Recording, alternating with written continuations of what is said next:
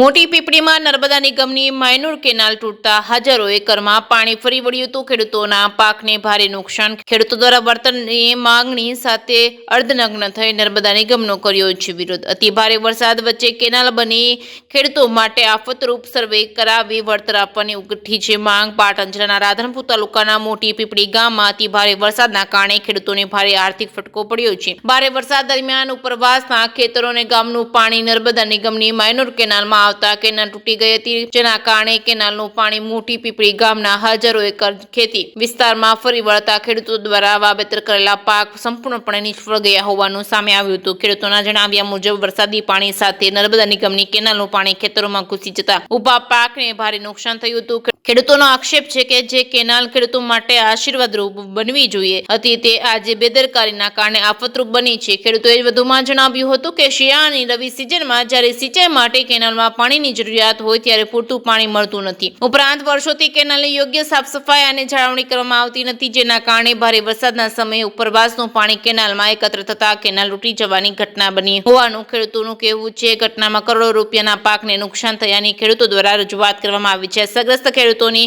સરકાર અને નર્મદા નિગમ સમક્ષ માંગ છે કે તાત્કાલિક નુકસાનનો સર્વે હાથ ધરવામાં આવે, જવાબદારી નક્કી કરવામાં આવે અને ખેડૂતોને યોગ્ય વળતર ચૂકવવામાં આવે। ખેડૂતોએ વધુમાં માંગ કરી છે કે મોટી પીપળી માયનોર કેનાલનું કાયમી ધોરણે મજબૂત સમારકામ કરવામાં આવે અને નિયમિત સાફ સફાઈ કરવામાં આવે અને કેનાલ સંબંધિત કામગીરી ખેડૂતોની હાજરી અને સૂચનાઓને ધ્યાનમાં રાખીને કરવામાં આવે, જેથી ભવિષ્યમાં આવી દુર્ઘટનાઓ ફરી સર્જાય નહીં। જે કે સિંગુદર સાથે મનુ ઠક્કર, રાધનપુર।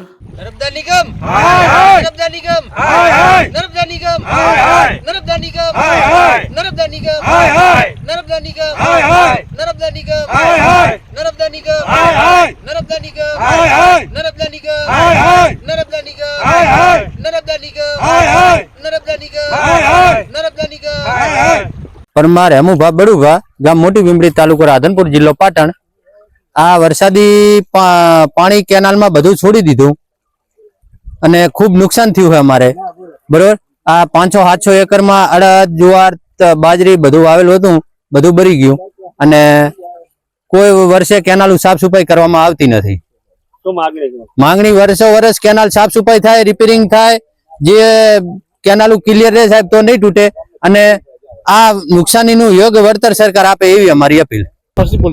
મારું નામ પરમાર દિલીપસિંહ રઘુજી, મોટી પીપળી ગામ, તાલુકો રાધનપુર, જિલ્લો પાટણ।